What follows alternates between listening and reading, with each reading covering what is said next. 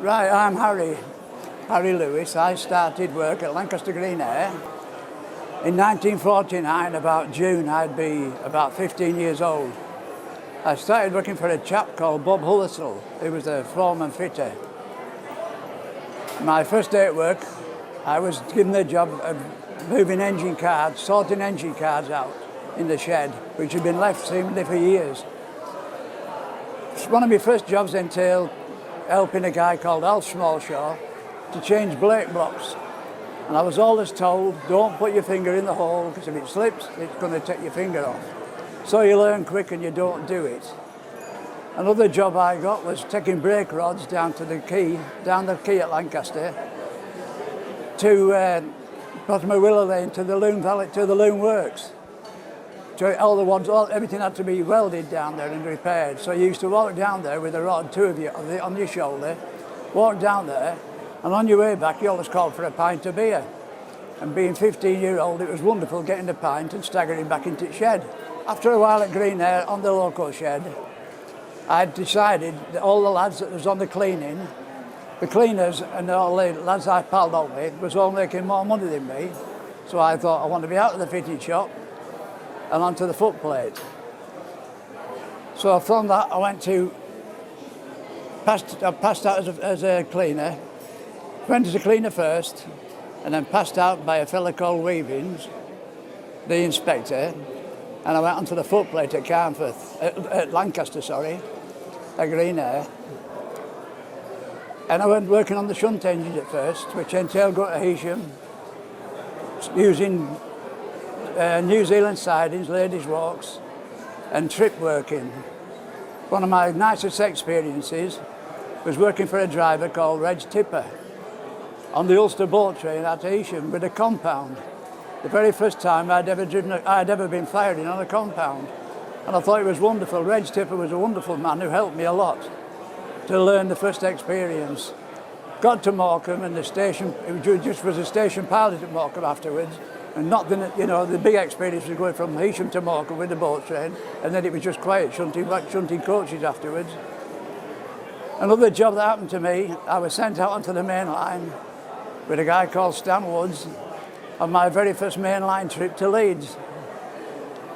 This entailed going out with an engine 3933 and some old suburban coaches, and I'd never been on mainline before to Leeds. And when I told him what was happening, he just looked at me amazed. He didn't know it was my first time, nobody told him. So he helped me he drove and helped me to fire all the way to Leeds. But when we got to Skipton, the signalman was waving his arms about and going daft. And he said, go and see what's up with him. So I went across to see the signalman, and he said, you've got no lamps on your engine. You've come through from Morecambe with no lamps on, which is one of them things that you do when you're completely inexperienced. So all in all, my first mainline trip wasn't a lot of fun, I can remember getting to Leeds, and the fire was so deep and thick at Leeds that the fire droppers was going mad because I didn't run the fire down because I didn't know any different. Another experience I had there was going out my first time with a breakdown train as an apprentice, finishing work as an apprentice fitter. It'd be tea time, and when I was getting ready to go home, they all said, you're not going home, you're going out with a breakdown train. So we went to Heysham to get a Black 5 back on the lines. And it was wonderful as a 15-year-old boy to be out there working with a breakdown train. I thought it was marvellous at the time. And it's just one of them things that you never forget, is this. Another job I had that I remember was firing for a fellow called Kincaid. Gone across the Green Ayre station to relieve a train which had a Caprotti valve gear engine on the front.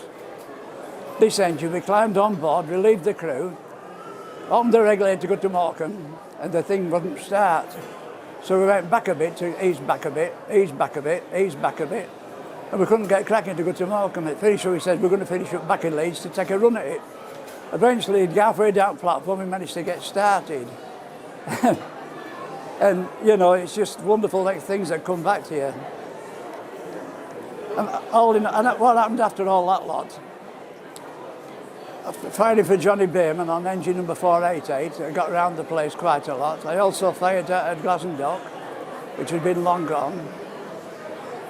And All in all, Green Ayre was a wonderful experience for me. When you first started at Green Ayre as a cleaner, they would send you peeling potatoes in the canteen for Mrs. Yates.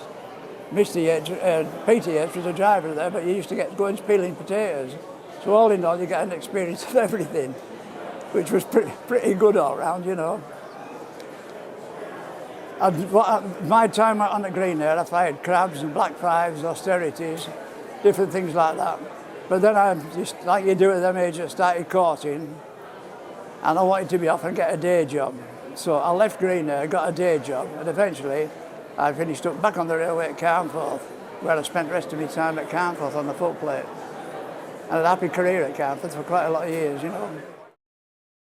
Watch our video Railway Memories for more stories of the Green Ayre line. Have I rambled on a bit there? That's sort of